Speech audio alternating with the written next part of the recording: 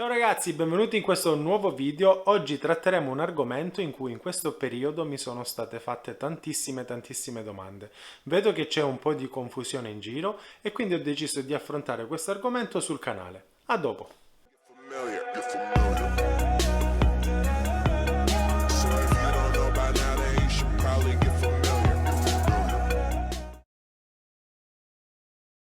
Come avrete letto dal titolo, parleremo della conversione tra PE e millimetri.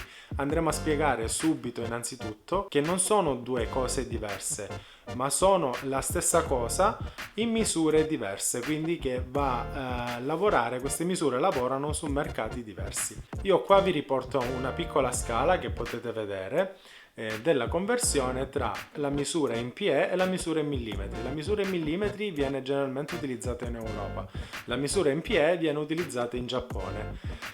Detto questo, qual è la differenza? L'unica differenza è la destinazione del mercato, però è pure vero che in Italia si trovano tantissimi brand dove viene riportato solo la misura in PE e non in millimetri.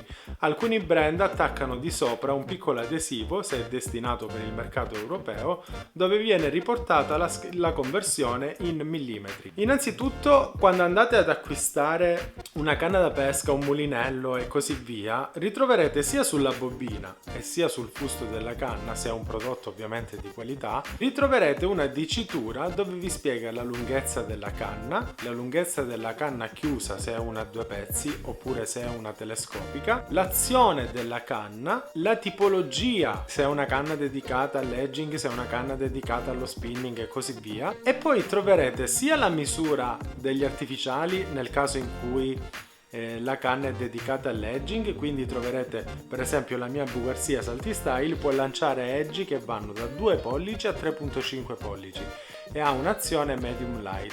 Nel caso dello spinning invece troverete la dicitura in grammature oppure in once, dipende tutto se è una canna destinata per acque interne oppure se è una canna destinata per lo spinning in mare. Inoltre troverete anche sul fusto della canna la descrizione del filo, quindi del line, solitamente la dicitura è così, L oppure line, che potete imbobinare nel mulinello per poterlo lanciare con questa canna. La mia per esempio ha un massimo di 1,08 PE, viene riportata la misura in PE se parliamo di canne da edge.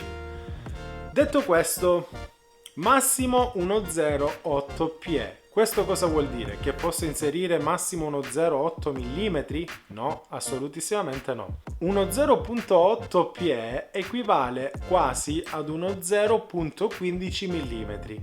Quindi io all'interno del mio mulinello, ovviamente dobbiamo acquistare tutto in modo proporzionato. Ho imbobinato una treccia che è uno 0,4 PE. Quindi ho sottodimensionato la treccia, questo per un motivo tecnico mio personale, ma potevo inserire al massimo uno 0.8 PE. Inserendo addirittura un 1 PE per esempio, già avrei forzato un pochettino di più e avrei fatto sicuramente dei lanci inferiori.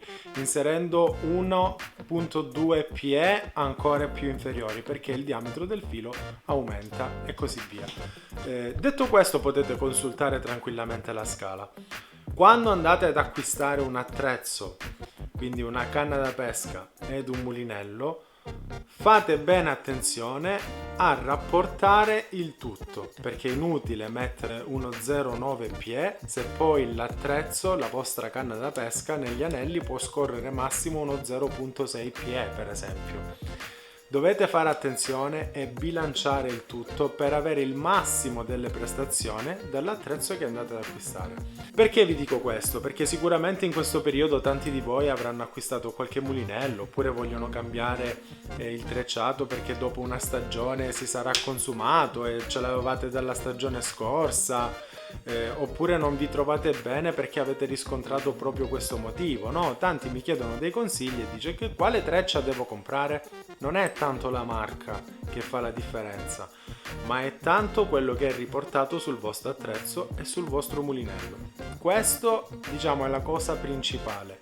Poi tra una marca e un'altra, se scegliete un filo siliconato, se scegliete una treccia che sia 8 capi, 4 capi, che sia trattata con la cera, senza cera, passa la cera, togli la cera, Dai la cera, togli la cera. questo è un altro discorso. Ma voi dovete innanzitutto acquistare una treccia che sia adatta al vostro attrezzo. Detto questo, prima di andare via, voglio consigliarvi alcuni libri di Luigi Del Pizzo che mi ha inviato gentilmente, dove ovviamente in base alle sue esperienze, in base alle esperienze di tanti altri pescatori con cui sicuramente si sarà consultato, perché è una persona veramente speciale Luigi, vi voglio consigliare alcuni libri dove spiega il giusto equilibrio che dovete mantenere in pesca, ovvero qual è il giusto equilibrio per l'attrezzatura che andate a utilizzare, a spinning, ad edging, a light rock fishing e così via.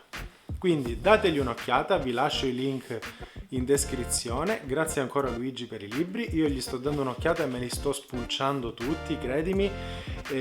Tutto quello che sto leggendo qua, devo dire che è tutto quello che mi serviva all'inizio, quando proprio ho iniziato a pescare. Invece ho piano piano spulciato, scavato un po' dappertutto, insomma qua ci ho risparmiato un bel po' di tempo. Quindi per tutti coloro che si sono avvicinati al mondo della pesca, questa è una cosa, sono delle piccole guide, piccoli opuscoli che possono essere molto interessanti e vi fanno avvicinare tantissimo al mondo appunto della pesca. Io ragazzi vi saluto, un saluto anche da Clausino e ci vediamo al prossimo video. Ciao raga!